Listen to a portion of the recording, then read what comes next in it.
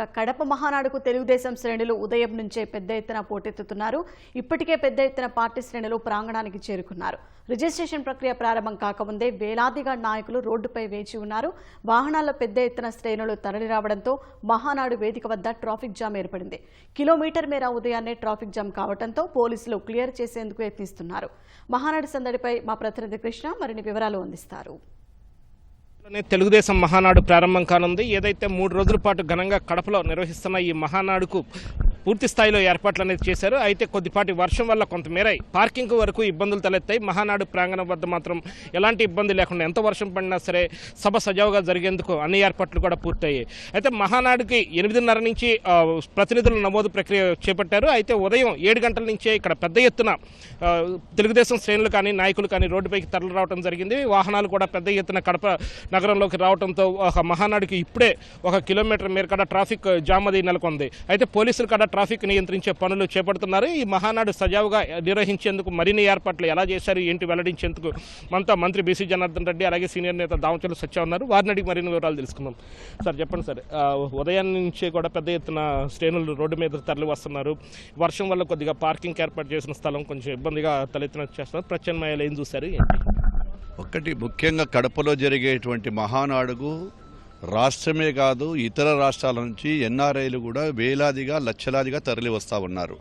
ఈరోజు మొట్టమొదటిగా 6:30-7 గంటకే ఈ యొక్క రోడ్డు మీద ఎక్కడ చూసినా పసుపు చొక్కాలు వేసుకొని కార్యకర్తలు నాయకులు అందరూ కూడా ఈరోజు ఈ పండుగలో భాగస్వామ్యం కావాలి. ఈరోజు కడపలో జరిగేటువంటి ఈ యొక్క రాయలసీమలో జరిగేటువంటి కడపలో జరిగేటువంటి మహానాడును జయప్రదం చేయాలని చెప్పి చాలామంది కూడా రాత్రికి రాత్రే చాలామంది ఇక్కడ చేరుకోవడం జరిగింది. కొద్దిగా వర్షం వల్ల ట్రాఫిక్ కొద్దిగా ఇబ్బందులు పడుతూ ఉన్నాము. అదేవిధంగా ఏదైతే మీరు చెప్పినట్లు కూడా పార్కింగ్ ప్రదేశంలో కూడా ఆల్టర్నేటివ్ కూడా కొన్ని చోట్ల కాలేజెస్ వేరే చోట్ల ఎక్కడ ఉంటే అక్కడ పంపించడం జరిగింది. ముఖ్యంగా భోజన సదుపాయాలు వచ్చిన ప్రతి ఒక్కరికి కూడా టిఫిన్లు కానీ భోజనం కానీ వీఐపీలకు కానీ ప్రతి ఒక్కరికి కూడా సదుపాయాలు కల్పించాము. ఎంత వర్షం వచ్చినా ఏమైనా కార్యకర్త అనేవాడు నాయకుడు వర్షములో సైతం తడిసైనా సరే మా నాయకుడు చేసేటువంటి సందేశాలు అదేవిధంగా ఇక్కడ జరిగేటువంటి పండుగల భాగస్వాములు కావాలని అందరూ కూడా వస్తూ ఉన్నారు. కాబట్టి ఎలాంటి ఇబ్బందులు ఉన్నాయి కొద్దిగా ఒక 15-20 నిమిషాలు ఏదైనా పడితే తర్వాత ప్రతి చోట కూడా ఆల్టర్నేట్కు ఎక్కడైనా వెహికల్ ఇరుక్కునే కానీ కూడా దాన్ని ట్రో చేసుకుని పక్కకు తీయడము, తర్వాత ఎక్కడైనా వర్షం ఎక్కువ అవుతే మొరం వేయడము, ఇవన్నీ కూడా అన్ని ఏర్పాట్లు తీసుకుంటున్నాము, అన్ని జాగ్రత్తలు తీసుకున్నాము. కాబట్టి ఏ ఇబ్బందులు లేకుండా సజావుగా సాగిపోతుంది ఈ మహానాడు వేదిక. అలాగే రాయలసీమలో రెండోసారి తిరుపతి కాకుండా మళ్ళీ మొదటిసారి కడప ప్రాంతంలోనే ఈ మహానాడు నిర్వహిస్తున్నారు. ఈ ప్రాంతానికి కూడా ఎంతో చేస్తామని చెప్పి తెలుగుదేశం ప్రభుత్వ హయాంలో చెప్తున్నారు.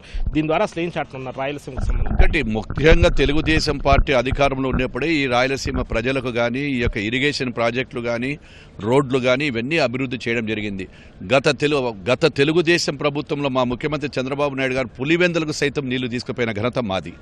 ఈరోజు ఇరిగేషన్ ప్రాజెక్టులు వాళ్ళు ఎక్కడో మూలకు పడేస్తే మళ్ళీ మా నాయకుడు వచ్చిన తర్వాత జిఎన్ఎస్ఎస్ని వెడల్పు చేయడం కానీ మిగతావి కూడా ఆగిపోయిన ప్రాజెక్టులన్నీ కూడా మళ్ళీ మొదలు పెడతా ఉన్నాము.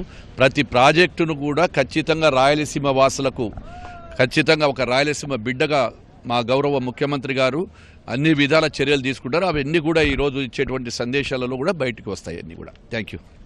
సత్య గారు, మీరు చెప్పండి, ఏదైతే ఈ మహానాడు వేదిక పార్టీకి మరో 40 ఏళ్ళు అవసరమయ్యే యువరక్తాన్ని అందించడమే లక్ష్యంగా కూడా పెట్టుకున్నారు. దీని ద్వారా అసలు ఎలా దీన్ని తీసుకెళ్ళనున్నారు ఏంటి? ఈరోజు చాలా సంతోషంగా ఉంది. 43వ మహానాడు చాలా ఘనంగా మన కడపలో నిర్వహించుకోవటం, అలాగే మా యువ నాయకుడు నారా లోకేష్ గారు యువగలం పాదయాత్రతోటి ఈ యొక్క ఆంధ్ర రాష్ట్రాన్నే కాదు యావత్ ప్రపంచానికి కూడా ఆయన ఎంతో ఆయనలో ఎంతో నాయకత్వ లక్షణాలు కానీ ఇంకా తెలుగుదేశం పార్టీకి భావితరాల భవిష్యత్ నాయకుడిగా కూడా ప్రూవ్ చేసుకోవడం జరిగింది. తప్పకుండా ఆయన ఎప్పుడు కొత్త వారిని ఎంకరేజ్ చేయటం కానీ మా బోర్డులను కూడా చాలా ఎంకరేజ్ చేసి ఈరోజు ప్రతి ఒక్క కమిటీలో కూడా మమ్మల్ని పెట్టడం, అలాగే యువరక్తాన్ని తీసుకొని రావటం ఆయనకి తప్పకుండా ఈ యొక్క అందరూ యావత్ మంది కోరుకునేది తెలుగుదేశం పార్టీ భవిష్యత్ నాయకుడిగా నారా లోకేష్ గారిని వర్కింగ్ ప్రెసిడెంట్గా అందరూ కోరుకుంటా ఉన్నారు. ఆయన కావాలని అందరూ కోరుకుంటా ఉన్నారు.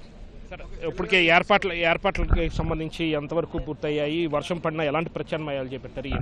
ఆల్మోస్ట్ వర్షం రాకుండా ఉంటే చాలా బాగా ప్లాన్ చేసాం. ఈ వర్షం పడటం వల్ల కొన్ని చిన్న డిస్టర్బెన్స్ చేసినా ఆల్టర్నేట్ మొత్తం మేము అన్నీ ఎక్కడ వచ్చిన వాళ్ళకి భోజనం కానీ వసతి కానీ ఇబ్బంది లేకుండా ప్రిమిషన్స్లో కూడా ఏ ఇబ్బంది రాకుండా అన్ని లోటుపాట్లు లేకుండా చూసుకోవడానికి మేము అందరూ సిద్ధంగా ఉన్నాం. ఇది నేతలు అలాగే కార్యకర్తల స్పందన. మహానాడికి ఎలాంటి చిన్నపాటి వర్షం ఎదురైనా సరే, చిన్న ఇబ్బందులు ఎదురైనా సరే పూర్తిగా అటు శ్రేణుల సహకారం అలాగే నాయకుల సహకారంతో 3 రోజుల మహానాడును విజయవంతం చేసి తీరుతామని చెప్పి నేతలు స్పష్టం చేస్తున్నారు. కెమెరా పర్సన్ ఎంఎస్ఎన్తో విఎస్ఎన్ కృష్ణ, ఈటీవీ న్యూస్, కడప నుంచి.